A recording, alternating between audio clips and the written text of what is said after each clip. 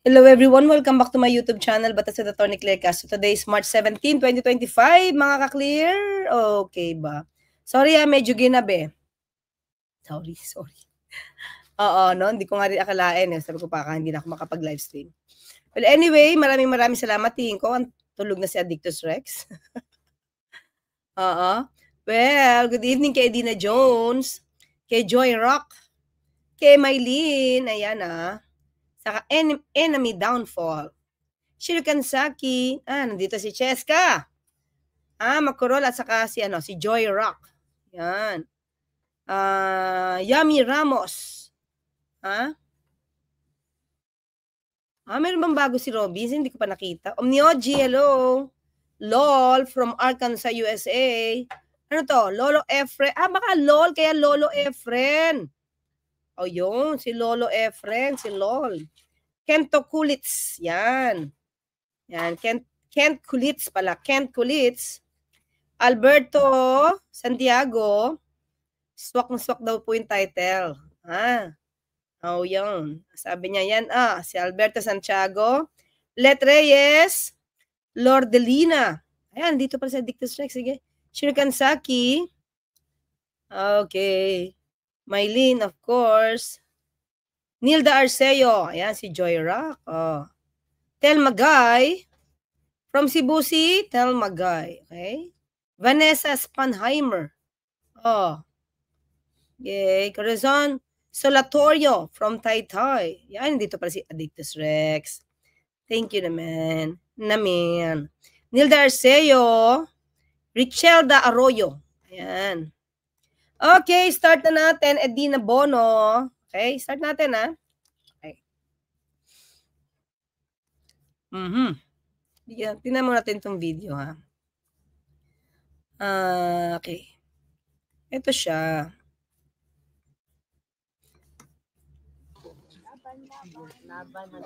Attorney Harry Roque nandyan. Okay, sino yung humawak sa kanya? Robin! Robin! Dapat pala dalawa yung title ko, no? VP Sara and Robin Padilla. Sino itong humawak mo ng mic? Yun, si VP Sara. Magkakasama sila, mga ka-clear. Okay?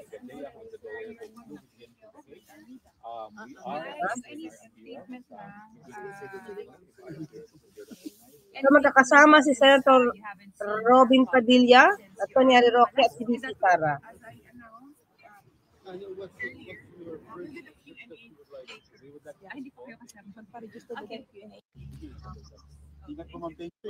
Basta ikaw. Nakita ko lang magkakasama sila. Sige, puntahan natin to.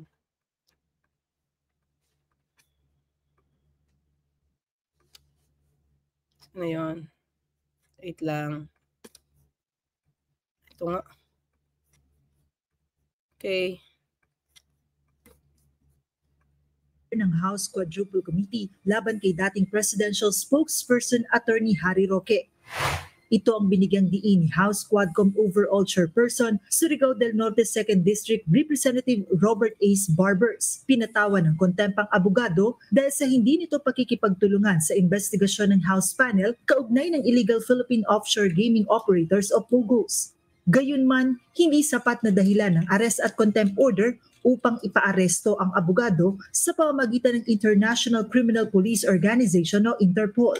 Yung jurisdictional kasi yung contempt order ng House nasa Pilipinas lang yun.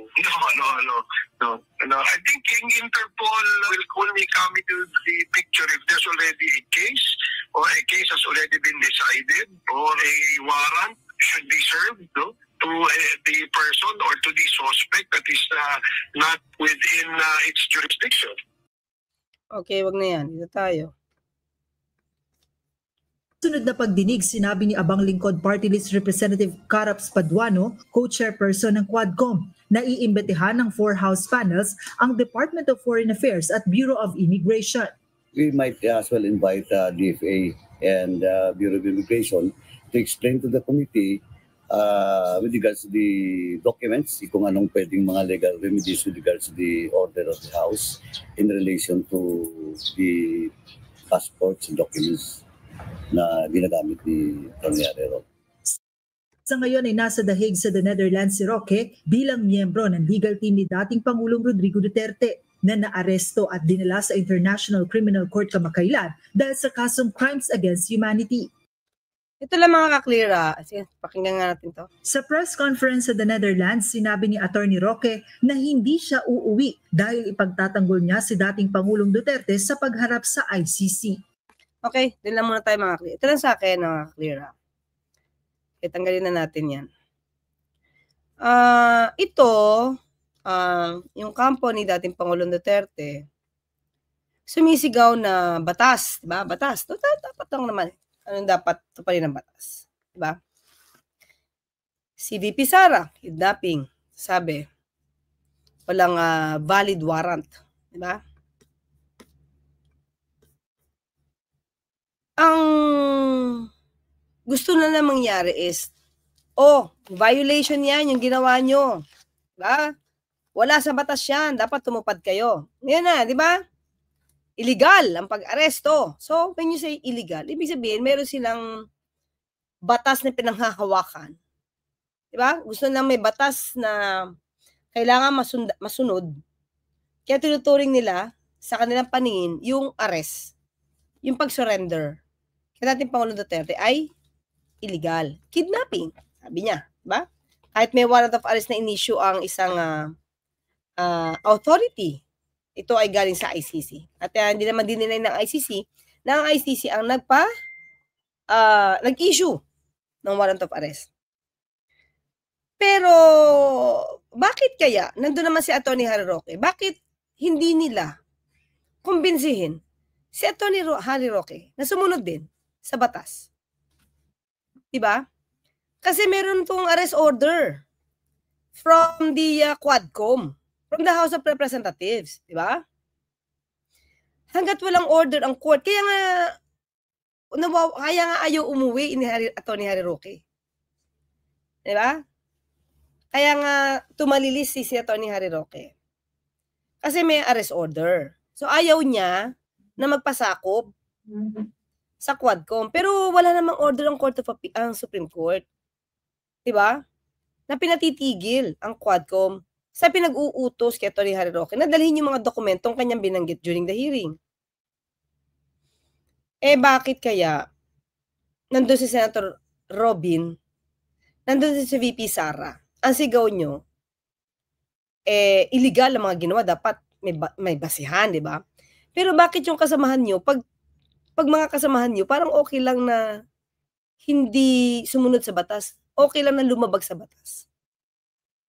Di ba? Bakit parang ang dating, sila lang ang may karapatan na gumamit ng batas kapag pabor sa kanila. Pero pagka sila na, kahit hindi na to pa rin, kahit i-ignore ang batas saka rules, diba? Parang sila lang ang may karapatan na, oy, sundin nyo to. Kailangan to pa rin nyo to. Kasi violation to. Pero yung ibang nag-violate, hindi nila, lalo na kung nag-violate ay kaalyado nila, diba? Kaibigan nila, parang hindi sila sumutupad. Diba? Yun eh. Yun yung dating sa akin, mga kaklir eh. Bakit pag sila yung lalabag ng batas, parang okay na okay lang? Diba? Kitang-kita mo naman, sino ba magkakasama? Si Senator Robin? Nabanggit niya ba? Atty. Harry Roque, tumupad ka naman. Sumunod ka naman sa batas. Diba? Sumunod ka naman sa patawag. Kung wala ka naman tinatago. Diba? Pwede ka naman mag-testify. Considering, mga kakli, na siya yung nagsabi ng mga dokumento na to. Like SALN, BIR reports, diba? Extrajudicial settlement ng kanyang auntie na pinapapuran siya. Diba? So, kapag katulad ni dating Pangulong Duterte, sumisigaw siya ng due process, diba? Samantalang nung panahon niya, yung mga suspect, di na nabibigyan ng due process. Bakit ganon? Parang sila lang ang entitled sa lahat ng bagay-bagay na papabor sa kanila. Diba? Sabi nga nila ito, diba? Ang sabi nga nila, buti pa si dating Pangulong Duterte, hindi ito, di ba, yung mga pulis, hindi in-encourage si dating Pangulong Duterte to fight back. Yeah. Hindi in-encourage ng mga pulis habang hinuhuli si dating Pangulong Duterte na lumaban. Di ba? Lumaban para kapag ka nabaril sa ulo, self-defense. Diba? Yan yung paliutos niya sa ibang pulis. Barilin nyo sa ulo. Huwag nyong pasukuin. Encourage nyo to fight back. Para pag lumaban, barilin sa ulo.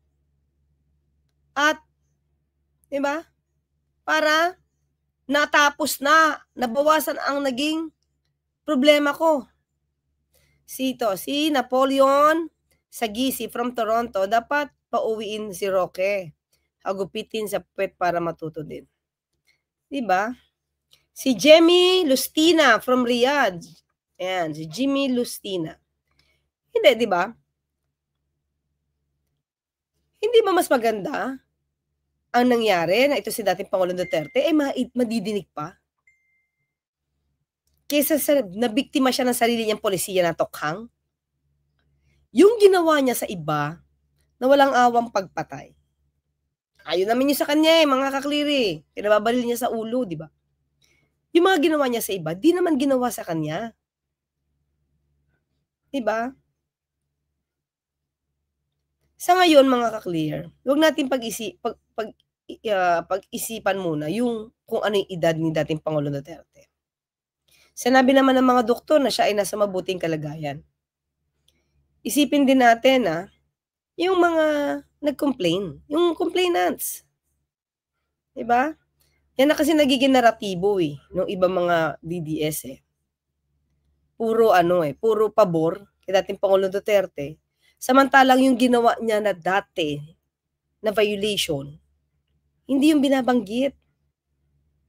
Diba? Naaawa sila. Akala ko ang title maging sino ka man. Poras talaga. Di ba?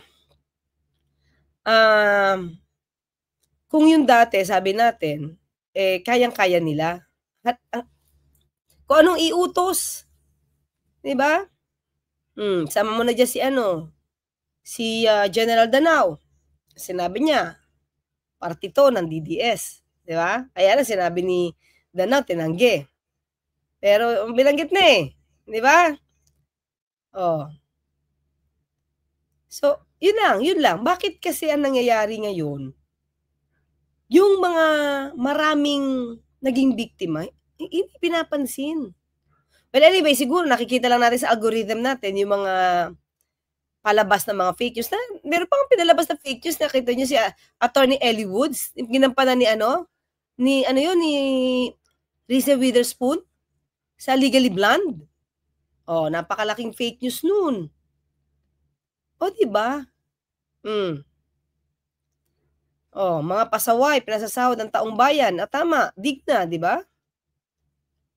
Yun lang sa atin. Yun lang yung sa atin.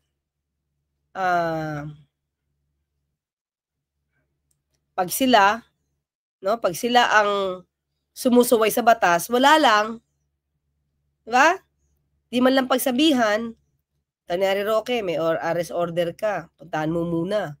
Diba science and facts? Robin, is that just for show? Just for the sake of gaining support of the DDS? How is it that you find so much time attending rallies when you should be preparing for the Sara's impeachment? Alam mo na yung boto niya Diba science and facts? Alam mo na yung boto niya.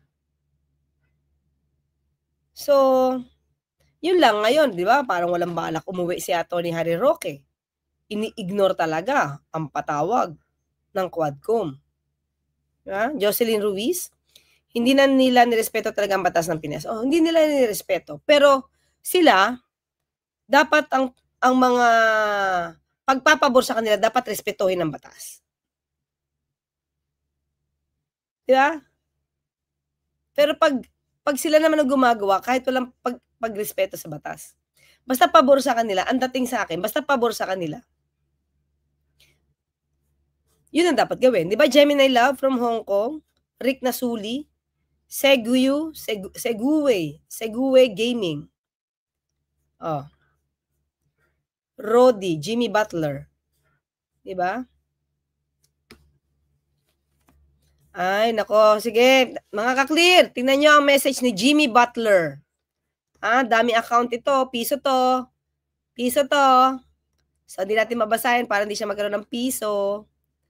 Bawat text ng mga troll, piso yan. Tandaan nyo yan. Piso bawat text. Bawat comment. August, palispis. Okay, pero Jimmy Butler, dito ka lang. Dito ka lang para matuto ka. Pero ito, definitely ito, piso, bawat text nito, o bawat comment to. Good PM, attorney, ask ko lang po if ever may feedbacks or ideas kami na gusto namin i-share, how we can share it sa inyo po. I made a project proposal about fighting disinformation and fake news. Sana mapansin. Paano ba? Sir August, siguro po makipag-ugnayan po kayo. Addicto Sex, kung nandiyan ka pa, pwede makipag-ugnayan ka kay August Palispis, kay Sir August. Makakatulong sa atin to.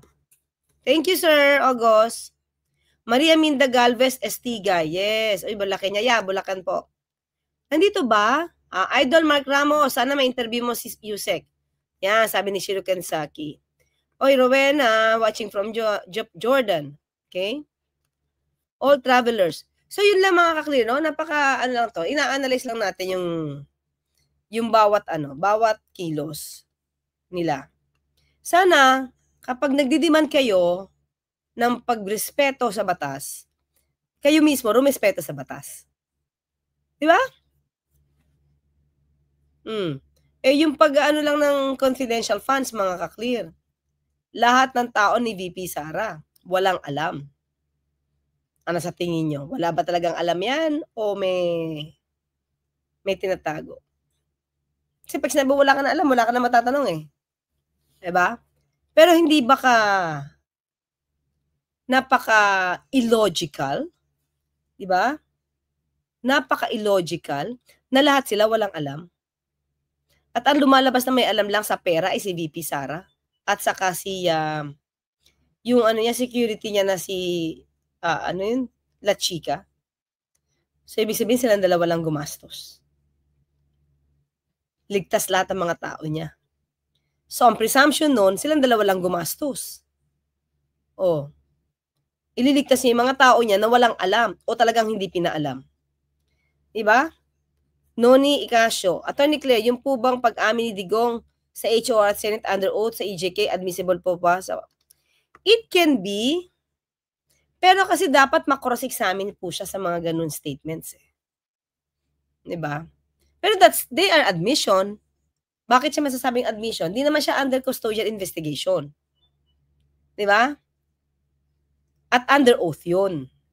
So may admission siya. It can be an evidence. So pag ginamit po yun, ito yan. Pag ginamit po yan, kasi admission niya yan, so dapat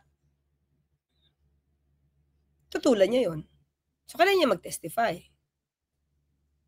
Diba? Kailangan niya mag-testify kasi maliwanag naman po na admissions niya yan. So, yung admissions pwedeng magamit.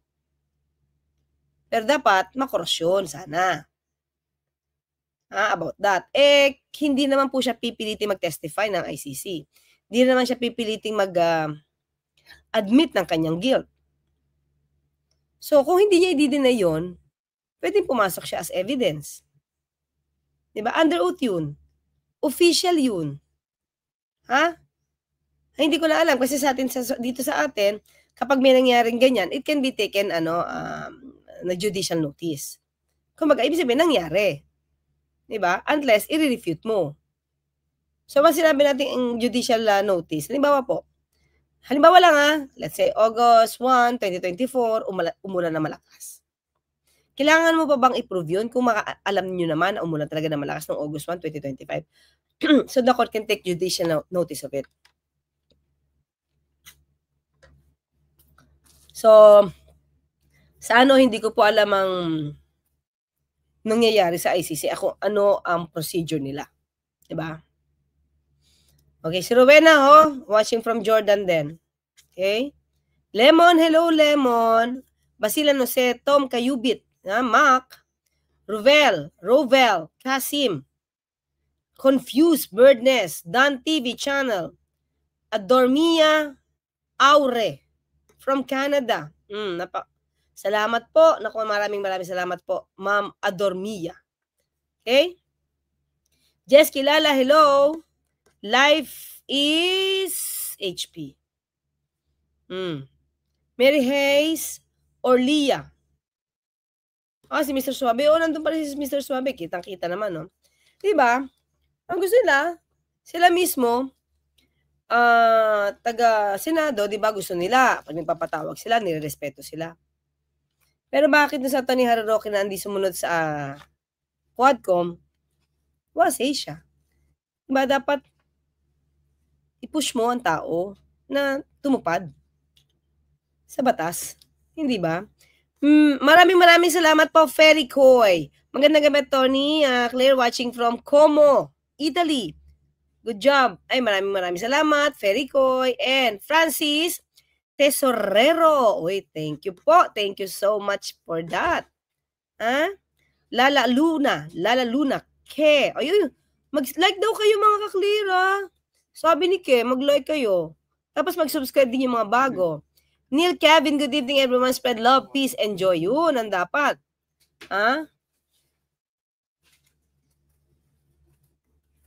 Ano to? Jainel, ka-age mo lang yan si Atty. Yan, Atty. Tracy Robin, pero parang grade 5 umasta. Well, okay. Okay. Bong Kamlon, hello. Kim Road. Ito, kapag ka po meron akong alam na reaksyon, Baka bukas pa po to take upin po natin yan. Issue po yan Okay? So, mga Clear, meron pa po tayo isang topic about Senator Bato. Sige. Meow Cat TV. Ako from Paris, Attorney. Pakixtin nga po yung tungkol sa, pinapalibing kay, bakit isusumbat nila? Sana mapansin. Okay. Tinikap ko po yan kanina sa press briefing. Pero sige po, ganito po yan. Ang pagpapalibing po sa dating Pangulong Marcos, yung namatay na Marcos, o kaya nga ililibing yung namatay na Marcos, yun naman po ay ayon sa batas. Okay? Meron po yung batas sisunod si dating Pangulong Duterte. Kaya nga rin po kinatigan ng Supreme Court, although sinabi niya political issue daw po yun, pero meron pong kinakapitang batas ang dating Pangulong Duterte. Okay? At ang sabi ko naman, yung pag-surrender sa kanya, ay may kinakapitan din naman pong batas ang administrasyon. Di ba? So, matagal na rin po nagpasalamat si dating Pangulong Duterte, si Pangulong Duterte, si Pangulong Marcos, si PBBM, nung pa po 2016, nung siya ay senador pa lang, nagpasalamat na po sila. Forever nga daw nilang tatanawin ang utang na loob, ang naging magandang gesture na ito ni dating Pangulong Duterte. Pero yun po ay meron naman din po Supreme Court decision. 'Di ba? Pero sabi nga natin, ang utang na loob bakit po hindi po siya lisensya na hindi ipatupad ni PBBM kung ano yung batas. Hindi pa po, maganda pong ugali ang utang na loob, yes. Pero paminsan-minsan, hindi po ba ito yung nakakasira? Dahil sa utang na loob mo, is either hindi mo gagawin yung trabaho mo, o kaya magkukumit ka ng something dahil sa utang na loob mo. Diba? Para bang, malaking utang na loob mo sa akin, pasok mo itong mga tao. Ikaw ang presidente ngayon, pasok mo itong mga tao ko. Kasi may utang na loob ka sa akin Kahit hindi qualified. So yun dapat hindi yun, diba? Hindi siya lisensya para hindi mo ipatupad ng batas. Ang utang na loob ay hindi lisensya para traidorin mo ang bansa. Diba? Hindi ito lisensya para traidorin mo, no, ang iyong commitment sa Interpol. So, hindi siya dahilan. Ang utang na loob, hindi siya dahilan para sumuway ka sa batas. Dahil lang sa kaibigan mo, may utang na loob ka. Kahit ano yung naaayon sa batas, hindi mo susundin. Parang hindi po yata tama yun. Diba? Uy, DJ Byron nandito. Thank you, DJ Byron, sa iyong sticker. Teresita Valencia, maraming salamat din po. Life is MC. Good evening, Atty. Claire. Sabi niya, thank you, Life of MC and Victoria Cornelisen. Yan. Maraming salamat po. Ayan. Okay.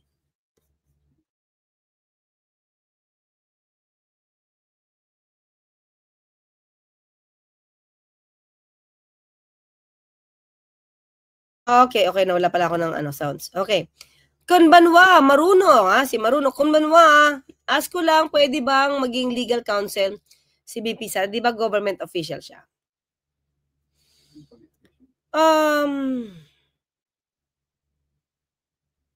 Dapat hindi.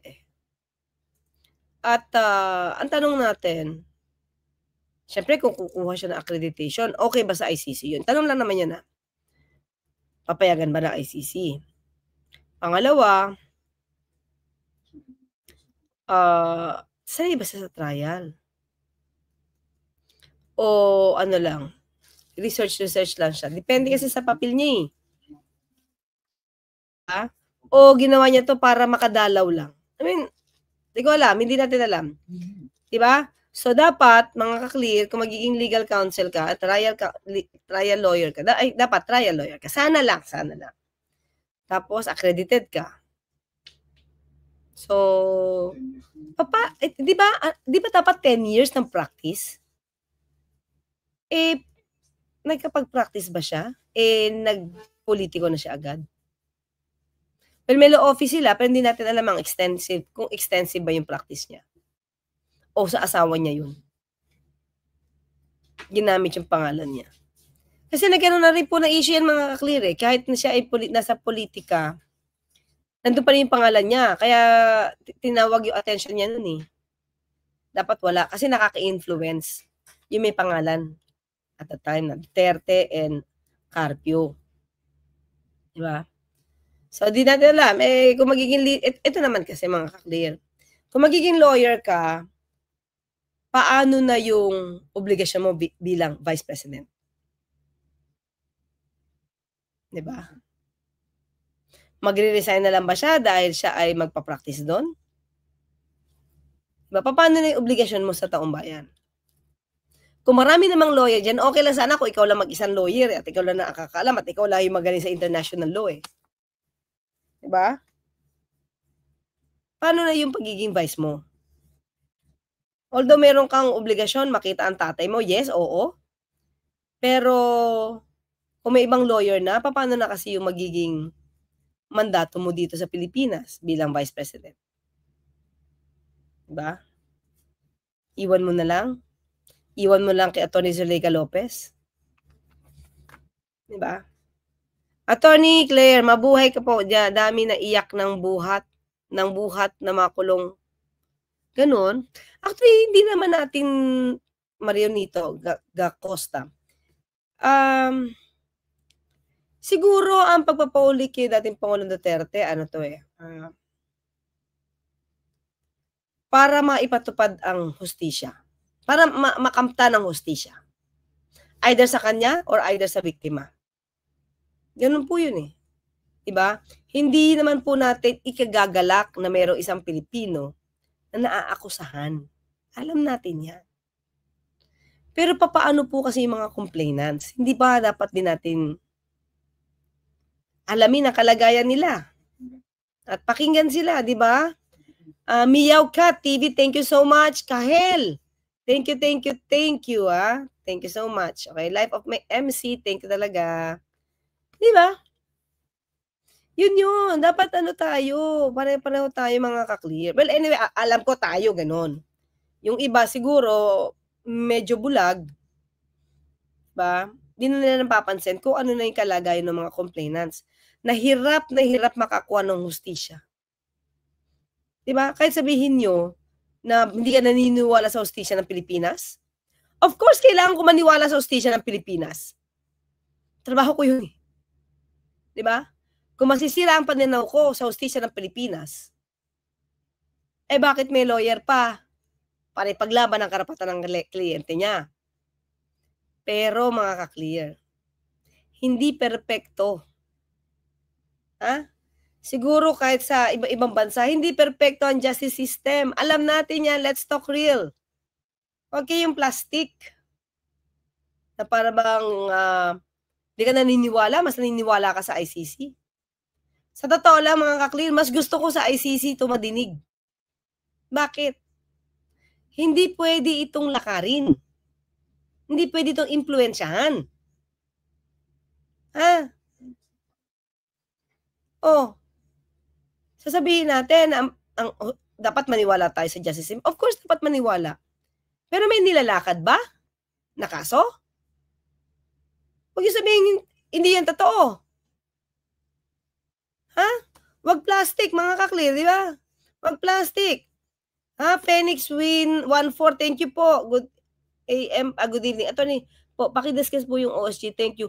Sir, wag muna po ngayon. Ite-text, ipa-promise, ano kaya? Hindi po lang ako makapagsalita kasi hindi pa po kami maliwanag kung ano talaga yung mensahe sa akin ng Pangulo. Saka, wag dito, di ba? Ito po, discussion lang natin to.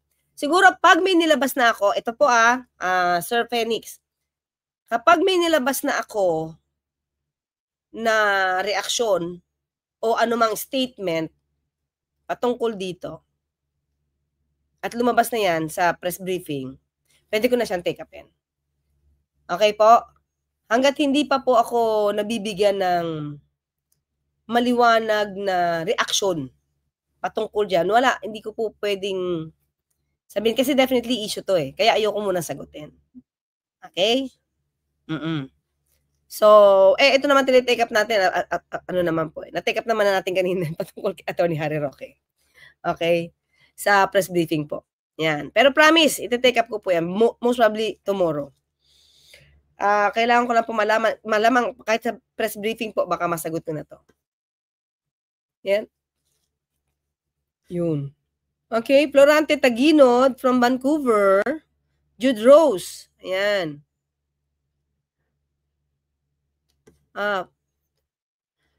Nagpunta ako sa ICC, Jude Rose, nung Christmas vacation. Anong buwan ba yun? Wait, nasa Netherlands ako, bago magpasko. December nga, bago magpasko po. December. Nagpunta ako doon, pero walang hearing. Kaya doon lang ako sa baba, nakapasok. Nakapasok naman tayo, pero doon lang sa baba. Doon sa may mga, meron siyang isang lugar doon na para siyang, doon ipinalalabas yung mga procedure. Meron siyang isang monitor, tuloy-tuloy yung pagpapalabas, kung paano nagaganap, yung procedure po, yung proceedings na nagaganap sa ICC. Para siyang docu, pinapalabas doon. Ang gusto lang ako doon, syempre mo dumalaw. Lahat na doon puro empleyado. Okay? So nakapasok po tayo doon. Yun. Okay. So, at June Sunday, attorney, bit-bit ni Robin ang bag ni Sarah, dala ang totoo ba to? Bit-bit niya yung bag? Di naman siguro. Wala naman dalang budget yun. Sariling pera siguro yun. Diba? Maria Bella Sarmiento. Robin, walang sustansya. Ay, ito. Pakita ko mga kaklira. Doon yan. Diba? Ay, lumalabo. Yan Anong buwan to? Wait lang December 23. Yan, December 23 yan. Oops. Yan, okay? Di ba? Diba? Diba? Dapat ngayon pala ako pumunta, no? Yan, ayan, nakita. Di na ito talaga kaya namin yon. Sa lamig-lamig. Diba? Ay, talaga. Lalalo na. Oo. Alam mo parang kahit nakaupo ako, pwede ako makatulog. Oo, 'di ba? Oh, 'di ba? Ito pa, oh. 'Yon, oh, 'di ba? Ayan 'yun, eh. Hindi ko lang po pino-post 'to, nahiya ako. Shy ako sa mga post na ganyan. Tignan niyo po, wala akong ganyan sa Facebook. Nahiya ako, eh. Shy. Angela Gonzaga, oh, ano? Okay, Julieta Sabater, talaga? Nakikita niyo ba parang antok na yung mata ko? Yes, opo. Alam niyo, naka-4 po yata kaming meeting. After press briefing, 4 yung meeting. 2 po magkasunod kay PBBM. 2. Walang pahinga, di uso pahinga. Work. 'Di ba? Oh, walang kuya-kuya-kuy, trabaho. 'Di ba? So, yan mga ka-clear. So, paano? Teka lang, baka may nakalimutan ako. So, Sir Phoenix Sir Phoenix 14, baka po tomorrow, meron na po. So, meron pa po tayo isang topic mga ka-clear. Thank you po sa mga nanood, sa mga bagong dating dito. Naka 4,700 plus po tayo na live view. Sana po yung mga bago ay subscribe na. At saka, Jessie Kim, hello, thank you. Juice Nuts, like na rin. At saka, subscribe, share. Eggs, ano to? Eschen Blue. Eschen Blue. Tingnan na, si Dennis Nael from Chicago. May June, out of topic, but I just want to say something about sa medyas na sinasabi nitong si Bongo. Meron special aparatos na pwedeng gamitin para you don't need help to put your own socks without any help. Ito nga, di ba, May June? Ito namin sa akin, umiiyak siya, di ba? Bakit nga nauna pa si Senator Robin Padilla pumunta dun? Hindi ba dapat nung nandun na siya, sumabay na siya? Sana siya yung nagpaano? Hindi na sana dinala yung security. Kasama sa manifesto nang dinala nung lumipad Sana siya na. Oh, di ba sabi ko nga, bakit nauna pa si Senator Robin pumunta? Di ba? Kaysa sa inyo. Matanong lang po, Attorney Claire, tumatanggap po ba na sahod si Sara Duterte kahit hindi siya nagtatrabaho at lagi siyang wala? Hindi ko po alam. Siguro. Siguro,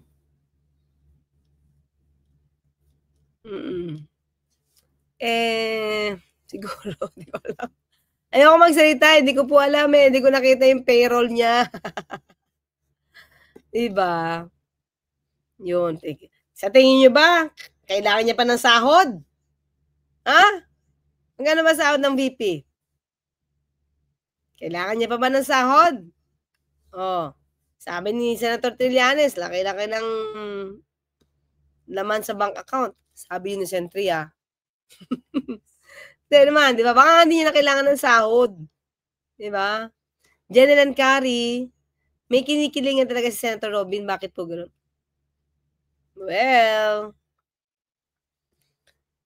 gano'n Roque, sabi ni Science and Facts, Roque keeps insisting on the political persecution, using that as a ground for seeking political asylum. Netherlands. Paano political persecution? Siya naman lahat na nag-reveal ng mga sinabi niya. Ngayon, pinapadala sa kanya to prove na may kredibilidad siya regarding on the things that he said or on the statements that he made. Bakit inayawan niya na? Bakit tinalikuran niya na? Siya naman nagsalita nun Paano political persecution? Lahat na lang na ebidensya na nakapangalan sa kanya, bumabagsak lang sa paok. Hindi naman gawa-gawa, hindi naman niya dininay Di ba? Hindi naman niya dininay yung bank documents niya na nandoon sa Pogo, sa Lucky South. Yung mga bank accounts niya, mga bank documents niya sa South, Lucky South. Tapos yung papel, ni anong pangalan nun? ER ba yun? AR? Nung Julalay niyang lalaki? Pumaksak lang yun nakita Hindi naman yung ginawa yung yung pagpapaupa niya sa di umanong miyembro, isang leader ng Lucky South.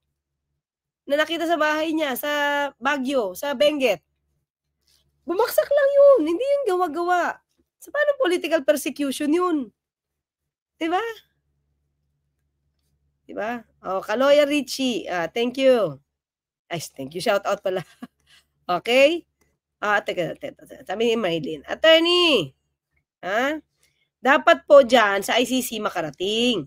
May issue yung counsel nila na si Roque. Human trafficking po. Yun na nga. Pero kung makakapag-issue na ng, let's say na nga mga klita, kung matatapos naman ang pag-iimbestiga sa kanya at nagkakaroon ng warrant of arrest, pwede siya ma-red notice. Kung Kaloya Richie at Cheska Makuro, Robin holding his shoulders to Roque. Reynaldo Vasquez, oo nga, sa buhatan na yan at sa makatwid may alam talaga si Sara sa pagtatago ni Roque na matagal. Di man lang niya convince, diba? Yun lang yun sa akin. Bakit dapat ang batas pabor lagi sa inyo, pero pagka ayaw nyo sundin, hindi nyo na sinusunod. Diba? Katulad na lang mga ka-clear. Yung sa sheriff, although matagal na to. Diba? May pinapatupad na batas eh. Suntukin ba naman ni BP Sara? May batas yun Sheriff na yun, nagpapatupad lang. Nasanay si Sara na sumuway sa sariling batas. Diba? May sarili palang batas. Na sumuway, may sariling batas. Ayan. Itong si Ken, ang hirap naman banggitin ng pangalan mo eh. Ken, mabagalan ko na Ken Tot. From San Francisco. Ayan Anak, kayo na magbasa niyan. Ayan teka lang. Ayan kayo magbasa ng name niya. Thank you so much. Hirap eh. Okay. Sige na sa inyo isa. Clown Prince TV, parang baliktad, Attorney Claire. Parang ang mga Duterte ang magaling sa kidnapping, tapos bigla na lang mawawala. Sila pala may issue ng ganon. Yeah. Tapos bigla nang wawala, sabi, di ba? Clown Prince, oo. Return Harry Roque, dapat ikulong, sabi ni Jerome Mark. Na rin si Roque, Ronnie Capilisa. Attorney, sabi ni Angela Gonzalez, bakit po? Hindi po kason si Roque. Sobrang ba? Shout out, DOJ, nasaan yung kaso? Mali mo naman, ma-dismiss. Di natin alam. Try natin. Diba? Cathy, 711. Attorney Claire, ang ganda ng sagot mo kanina sa press con yung about utang na. Thank you po. Salamat. Pero yun naman talaga, diba? Actually, magandang trait yan ng Pilipino. Pero lately, hindi na siya nagagamit na maayos. Nagiging negatibo na siya kung puro utang na loob na lang. Kasi hindi na nagagawa yung dapat. Kasi utang na loob na lang. Diba, Ronel Peralta? Nawe-weaponize yung utang na loob eh. Tagal-tagal na nito, may Supreme Court decision na kailangan pa utang na loob ulit. Na parang, wag mong ipakulong tatay, wag mong padalaan tatay ko sa wag mong pagbayarin ng kaso doon sa ICC. Utang na loob mo sa amin pagpapalipin sa tatay mo. But in fact, there's a law. Para namang batas yung ginamit nila, di ba? Nanggugulo lang sila, attorney, ang kasamaan ay hindi magwawagi kailanman. Salamat, Noel Peralta. Alam mo ba, ang nanay ko, ang middle name ay Peralta. So, dami kong kamag-anak. Angeles Peralta, Castro, Sarondo. Yan. Okay? Castro. Si Chung. Yan. Sama yan. Gwen. One is the one. Okay. Ay, siya pala, si ano ba to? Siya ba yung nagtanong kanina ng sweldo? Si Juan is the one. Yeah. Thank you, Lucia Medina, Mary Maria. Yan, Mary Maria from Iloilo. Shasha TV. Yes. From UK, si Shasha. Thrive. Saling daga lang. Si Boy Bigote. Maria Tolibas from Hong Kong. From Norway, si Milagros Reyes. Ray Zata. Ano to?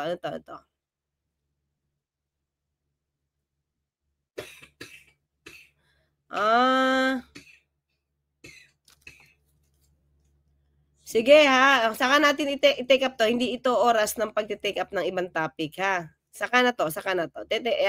Screenshot ko to. Baka naman kung alam mo, ikaw na mag-discuss, ha? Manunod kami sa ano mo, sa live ano mo, live stream mo. Ha? Ray Sata, kung meron kang channel panonoorin ka namin. Bern Vanco, thank you so much. Fake news are behind you. Fake news are behind you. We are behind you. Thank you. Umabot pa sa live. Yes, Raymond Marquez. Yun. Oh, William. Yan, oh. Ruben, uy, sige na po. Like tayo, please. Saka ano na rin po. Addictus Rex. Saka ano po. Pa-share at subscribe sa mga bago. Thank you, Emmy. Patricia Sakaki. Okay, Renato Taco. Yan. Josie Pacatiu. Noel Hilapon. And Anthos. Francis. Yan. So, Mang Doming TV at Lagalag TV, Jin Diaz, Fabros Mariel, and Bong De Leon, and Ray Ann. Rowena Tolentino, of course, Marisa Libunaw, and Isidra Maylin. See you in a while, mga ka-clear. Teka lang, baka meron ako nakalimutan dito. Wait lang. Amadeo Peña Florida Jr., salamat po. Ay, nakadalawa si Amadeo Peña Florida. Thank you po. And Memoto Shop. Memoto Shop. Thank you so much. Nako mga ay, si Kahel din, binati ko na. Maraming kapito. Thank you so much. Hanggang sa muli, In a while, magkita po tayo. Thank you. Bye. MIBs ko.